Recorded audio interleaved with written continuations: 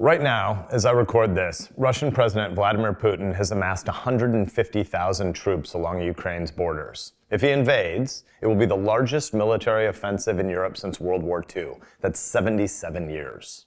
A few political voices, though, on both the right and the left, are telling Americans that they should be indifferent to what's happening in Eastern Europe.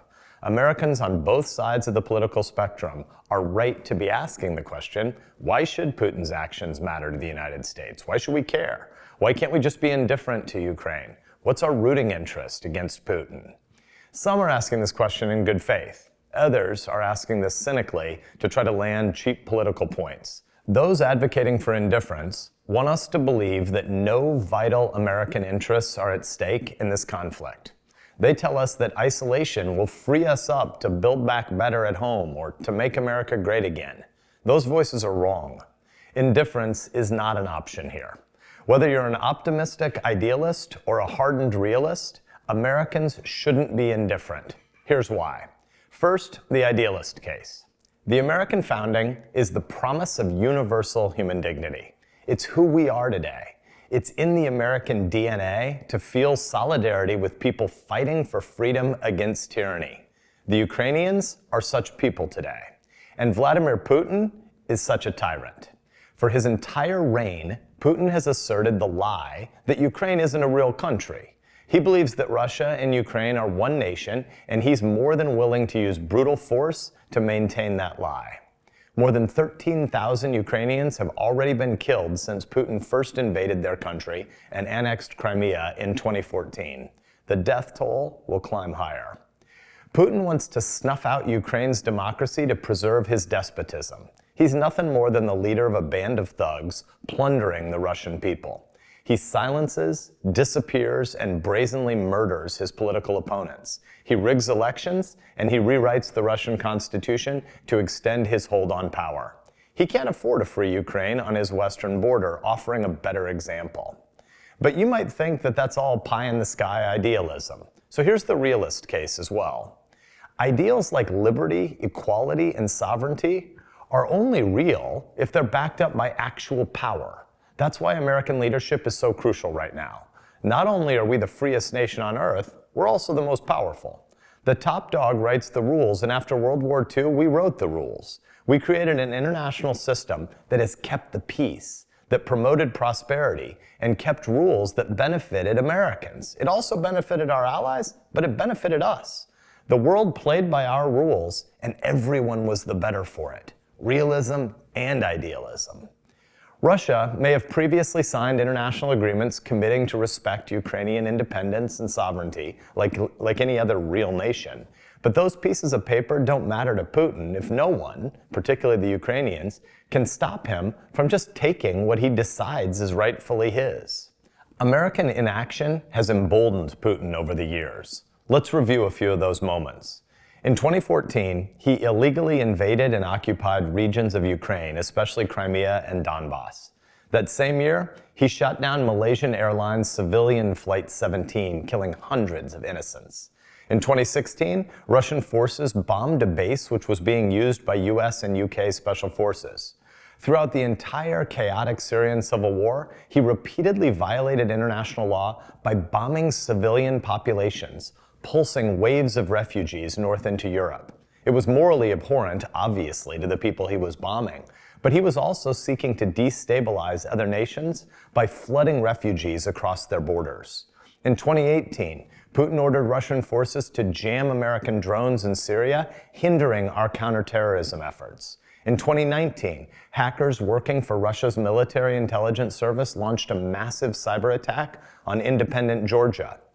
The next year, Russia was behind another massive cyber attack in the US on the software company SolarWinds. In 2020, Putin poisoned his chief political rival, Alexei Navalny. In September of that year, Putin gave support to Belarusian dictator Alexander Lukashenko as he seized power in an illegitimate election, securing Belarus as another base for his aggressive troop movements against Ukraine.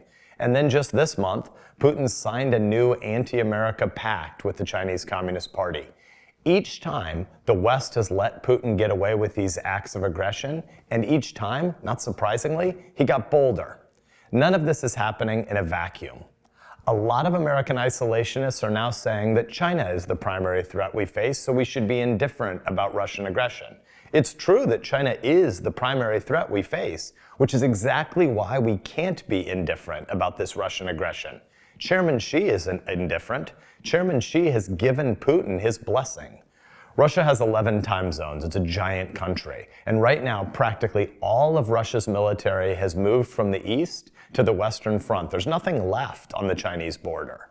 That doesn't happen unless Chairman Xi and Vladimir Putin are on the same page. So we should ask ourselves, why is Chairman Xi interested in this? Because Vladimir Putin is running a scout team offense for Chairman Xi's eventual invasion of Taiwan. Xi wants to know what we will do and what we won't do. He wants to learn everything he can from this. He wants to create a propaganda victory that demoralizes Taiwan, just like President Biden's shameful exit from Afghanistan sadly did. Xi wants our allies to distrust us, and right now it's working. Here's a general rule in 21st century foreign policy. If you're on the same side as the Chinese Communist Party, you're probably messed up. China wants us to be indifferent. We shouldn't be. Freedom-loving Americans, whether we're idealists or realists or both, should be taking the other side. Strategy is about more than just setting the right priorities. It's also about execution and about drawing connections between theaters of interest. Putin and Xi can't be deterred on the cheap, and that's exactly why we need strong allies. The unfortunate reality here is that our allies are neither sufficiently unified nor equipped for this crisis. Germany, for instance, has sent squat to Kiev. In fact, they're preventing other NATO allies from arming the Ukrainians. The fact of the matter is, the US military is providing far too much of the brick and mortar of NATO's deterrent force. There aren't a lot of great options left. The Biden administration has dropped the ball for months and months and months. Every single step of the way, Washington has limited our options and expanded Putin's opportunities. Let's be clear. Nobody wants a massive ground war with American and NATO troops in Ukraine. Nobody wants a shooting war with Russia. We should, however, have been arming the Ukrainian people to the teeth for months. Putin's calculus is pretty straightforward. He's going to go as far as he can until he feels that his intervention is too costly. It isn't like you can just let him take Ukraine and then this all gets simpler. The United States should be making it very costly now, not by putting troops on the front lines in Ukraine, but by running a massive new Lend-Lease program with Kiev. Surging material aid to our Ukrainian friends is an obvious step, but we're late. They need all the anti-armor, anti-ship, anti-defense capabilities we can get them. We should be providing intel support too. The goal is to facilitate Ukrainian resistance to Russian aggression for as long as possible. The Biden administration ought to be rolling out an aggressive suite of sanctions on Russia now with the promise of escalation following an invasion. Hit Putin's wealth, hit his cronies, and hit his precious Nord Stream 2 pipeline to demonstrate seriousness now. Continue to tighten the screws threatening Russian banks, SWIFT, debt transactions, and major Russian energy exports. Let's be honest. Real economic consequences for Russia come with the risk of economic pain for us and our allies as well. But we can endure those consequences. Russia's GDP per capita is smaller than Mississippi's. We can afford to alienate this glorified gas station, but to do that, the president needs to unite Americans. He needs to do it now. Americans need to understand that we have a serious rooting interest here. The president can't just shrug off so-called minor incursions into Ukraine. Indifference is signaling weakness. The sharks in the Chinese Communist Party smell weakness like blood in the water. In 5 years, if Vladimir Putin is stronger and Chairman Xi is emboldened, no American is going to look back on this moment and think that President Biden handled this crisis correctly. We need strength and clarity, not naive indifference.